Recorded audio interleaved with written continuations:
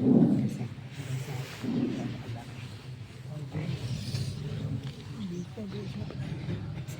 میں کافی ہے، تھوڑی دیر کے بعد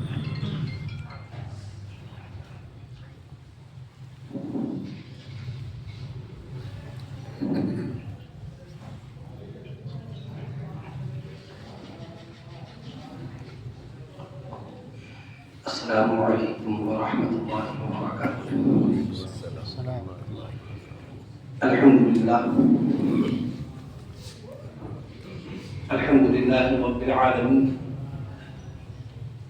الرحمن الرحیم مالک یوم الدین،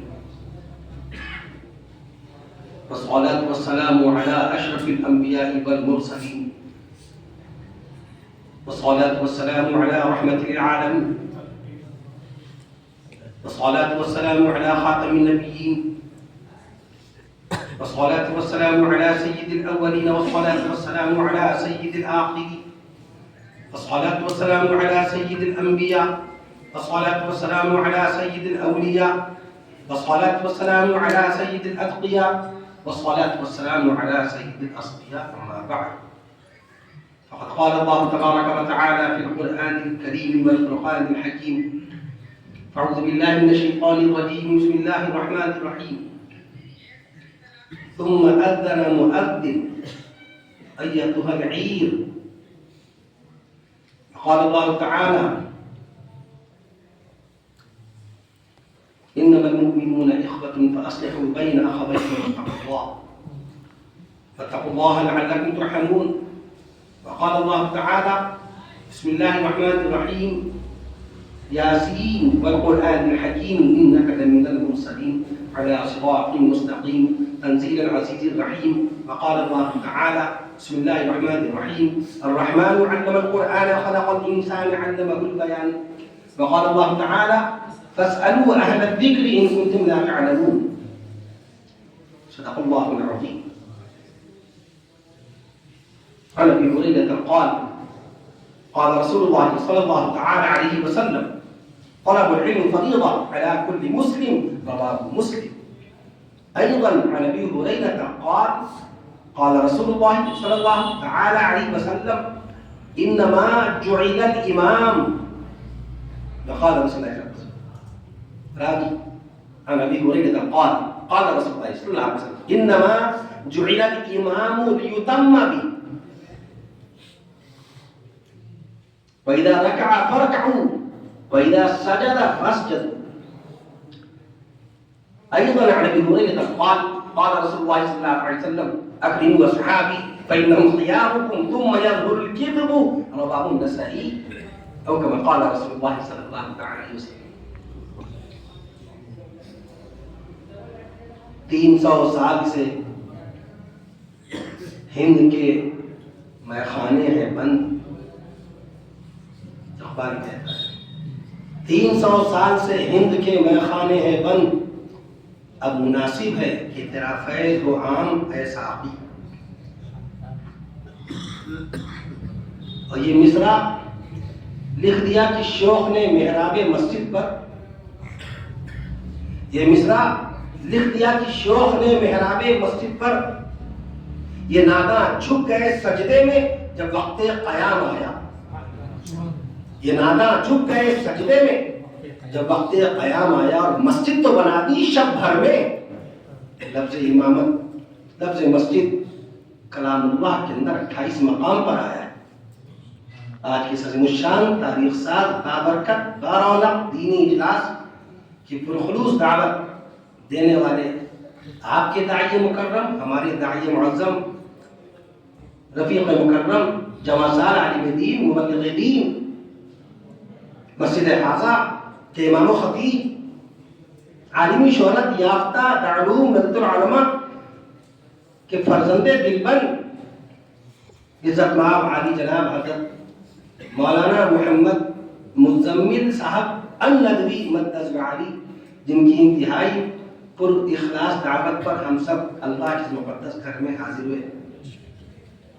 چند روز قبل آپ نے تاریخ محفوظ کرا دی تھی.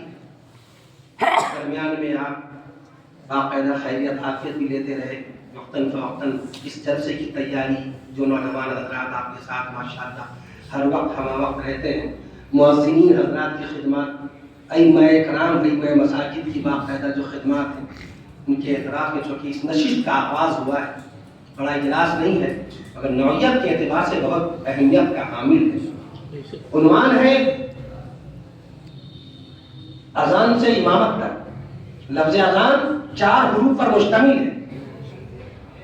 ہمارے علماء کرام، ہمارے مفتی اہل دین، ہمارے مفسرین قرآن، ہمارے محدثین لفظ سے برکت حاصل کرتے ہیں۔ اذان 4 حروف پر مشتمل ہے۔ خالی ملک ہندوستان میں ایک دن میں باقاعدہ 35 لاکھ اذانوں کا سلسلہ جاری و ساری ہے۔ کہیے سبحان اللہ۔ According to Google information at this now, it's the latest news، آپ کے گوگل کے اوپر جس کی عمر زیادہ نہیں ہے، 27 سال پہلے گوگل آیا، اذان پہلی دینے والے سیدنا حضرت بلال حبشی رضی اللہ عنہ شہر مدینہ منورہ میں مکہ معظمہ میں تو حالات ہی نہیں تھے کہ اذان دی جائے۔ 2 لفظوں کی اذان ہوتی تھی مکہ معظمہ میں، الصلاۃ الجامعہ، الصلاۃ الجامعہ، بس اس لفظ کے ساتھ سارے صحابہ کرام مسجد میں تشریف لے آتے تھے، 2 جمع کرنے والی نماز، جمع کرنے والی نماز۔ یہ اذان مکہ معظمہ کی تھی کیا؟ الصلاۃ الجامعہ۔ اس مسجد میں آپ نے اذان سنی؟ بیان کر دوں آپ سے، 176 حروف سے سجی ہوئی اذان مسجد کے حوالے سے سنی۔ یہ شہر مدینہ کا صدقہ ہے۔ مکہ معظمہ میں اذان نہیں تھی، مکہ معظمہ میں جمعہ نہیں تھا، مکہ معظمہ میں حج بیت اللہ نہیں تھا، مکہ معظمہ میں ماہ رمضان کا روزہ نہیں تھا، مکہ معظمہ میں سود حرام نہیں، مکہ معظمہ میں شراب حرام نہیں، مکہ معظمہ میں برقعے کا حکم نہیں آیا۔ یہ ساری کی ساری چیز مدینہ منورہ کی، حتیٰ کہ آپ نے بھی نماز عشاء میں 4 رکعت عطا فرمائی، یہ بھی باقاعدہ مدینہ منورہ کی شریعت کا حصہ ہے۔ کبھی نہیں پڑھی گئی باقاعدہ مکہ معظمہ کے اندر 4 رکعت عشاء میں پڑھی نہیں گئی، ظہر میں 4 رکعت پڑھی نہیں گئی، عصر میں 4 رکعت کبھی نہ اللہ کے نبی صلی اللہ علیہ وسلم نے پڑھائی نہ صحابہ کرام نے پڑھی۔ حالات ہی نہیں تھے ایسے۔ یہ کیا شکوہ ہمارا آپ کیا کرتے ہیں؟ حالات ایسے، حالات ایسے، حالات۔ صبح خیریت سے جا رہے ہیں، شام کو خیریت سے گھر آ رہے ہیں، دکان جا رہے ہیں، دکان سے آ رہے ہیں، آفس گئے، آفس سے آ گئے، احباب سے ملنے گئے، خیریت سے گھر واپس آ گئے، مسجدوں میں نمازیں ہو رہی ہیں، بچے اسکول خیریت سے جا رہے ہیں، مدرسے بچے جا رہے ہیں، خیریت سے آ رہے ہیں، شادی بیاہ ولیمہ عقیقہ سب کچھ پرسکون۔ حالات تو مدینے والے آقا صلی اللہ علیہ وسلم سے پوچھئے۔ یہ معراج کا مہینہ رجب المرجب، معراج کا پس منظر کیا؟ معراج ہوئی کیوں تھی؟ اللہ کے نبی صلی اللہ علیہ وسلم پر کوئی غم ٹوٹا تھا۔ 25 سال شب و روز رسول پاک صلی اللہ علیہ وسلم کا بستر بچھانے والی ام المومنین، تمام کے تمام مومن، قیامت تک کے پیدا ہونے والے تمام مومنوں کی اماں سیدہ ام خدیجہ الکبریٰ رضی اللہ عنہا کا صدمہ اٹھایا جا رہا تھا۔ وفات کے 5ویں دن معراج شریف ہوئی، چچا ابو طالب کا انتقال ہو گیا تھا، یکے بعد دیگر عام الحزن، غم کا سال، کو اسی سال کو کہا گیا۔ یہ 2 صدمے پیارے نبی صلی اللہ علیہ وسلم کو قلبی پر محسوس ہو رہے تھے۔ مارچ کا مہینہ تھا معراج شریف کا۔ آج ہمیں اور آپ کو تاریخ سے تعلق نہیں، سے کچھ پتہ نہیں ہوتا۔ آج میں نے جمعے کی مسجد، آج جمعے میں باقاعدہ خطاب کے دوران عرض کیا اپنی مقامی مسجد آپ کو بڑی منڈی مسجد شمگا شاہ، میں نے عرض کیا کہ 11 جنوری پرسوں 11 جنوری کی تاریخ ذہن نشین کر لیجیے۔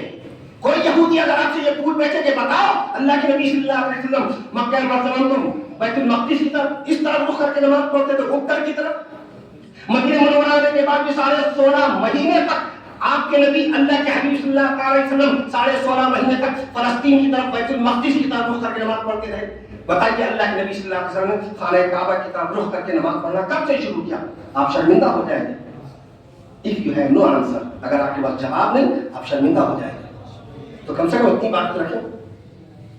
اب یہ نقیب اجلاس نے ہمارے رفیق مکرم نے حضرت حافظ شاہ محمد فیصل میاں صلی اللہ بابو نے جو شعر پڑھا باقاعدہ مہمان خانے میں سن رہا، نعتیہ کلام پڑھ رہے تھے، ایک پیغام تھا اس کے اندر تعلیم کے تعلق سے، علم کے تعلق سے۔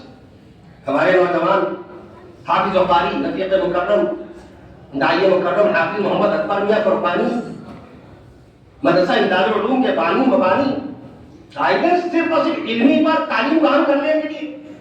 کیا فارغ وقت ہے؟ جماعت زیادہ ہے یا ان کے پاس کوئی دوسرے تعلیمی اوقات کی مصروفیات نہیں ہے؟ صرف ایک مقصد کے لوگ میں تعلیمی بیداری عام ہو جائے۔ کبھی باقاعدہ اذان کی مشق کے اوپر ایوارڈ دے رہے ہیں، اعزازات سے نواز رہے ہیں بچوں کو، مؤذنین کو، کبھی فن قرأت کا مظاہرہ ہو رہا ہے، کبھی تاریخ اسلام کا، کبھی کوئز پروگرام کو جاری کر. مقصد کیا ہے کہ ملک ہندوستان کے اندر جو طلبا ہیں مدارس اسلامیہ کے، ان کے اندر باقاعدہ دینی تعلیم بھی آئے اور عصری تعلیم بھی آئے. ہمارے پڑوس میں اس مسجد سے متصل ملک ہندوستان کا ایک انتہائی معیاری ادارہ جسے ہمارے استاد مکرم، استاد مقرر، شیخ الحفاظ، عزت مآب علی جناب حضرت الحاج عاشق مصطفیٰ غلام صحابہ، ایک بلند ترین خانوادہ عالیہ کے چشم و چاپ، عزت مآب علی جناب حضرت الحاج حافظ و قاری مصطفیٰ احمد صاحب رحمۃ اللہ تعالی علیہ، آمین کہیے. ونور اللہ وقتہ، آمین کہیے. وبرد اللہ مرجعہ، آمین کہیے. لگا گئے درخت، لگا گئے، اس کی ہریالی ہم سب لوگ باقاعدہ لے رہے ہیں. بیشتر مساجد کے امام ہماری بہار کے طلبا، بنگال کے طلبا، جھارکھنڈ کے طلبا، مدھیہ پردیش کے طلبا سب پڑھ رہے ہیں. ان کے لائق فائق فرزند دل پر ہمارے رفیق مکرم والد مرحوم علیہ رحمت کی طرح بے لوث محبت کرنے والے عزیزم حافظ و قاری محمد امتیاز صاحب مدنی والی ناظم مدرسہ عالیہ ثانیہ، اللہ تعالیٰ ان کی انہوں نے برکتیں پیدا فرمائے. ہم تو بڑے فکر مند تھے جب حضرت رحمۃ اللہ رخصت ہو گئے.